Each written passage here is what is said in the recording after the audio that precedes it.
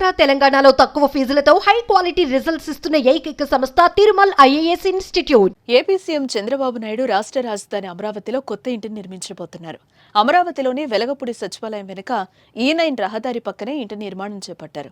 ఈ సందర్భంగా తన ఇంటి నిర్మాణ పనులకు ఆయన శంకుస్థాపన చేశారు. కుటుంబ సమేతంగా కొత్త ఇంటి శంకుస్థాపన కార్యక్రమంలో ఆయన పాల్గొన్నారు.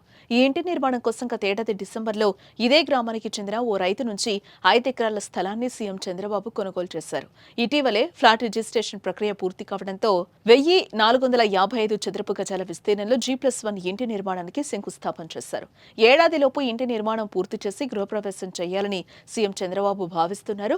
ఇక ఈ కార్యక్రమంలో సీఎం చంద్రబాబు, ఆయన సతీమణి నారా భువనేశ్వరి, అలాగే మంత్రి నారా లోకేష్, బ్రాహ్మణి, దేవాంశ్ పాల్గొన్నారు.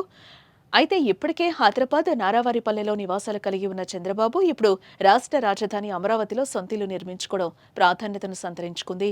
ఇదిలా ఉండగా కుప్పంలో కూడా ఆయన మరో నివాసాన్ని నిర్మిస్తున్నట్లుగా సమాచారం.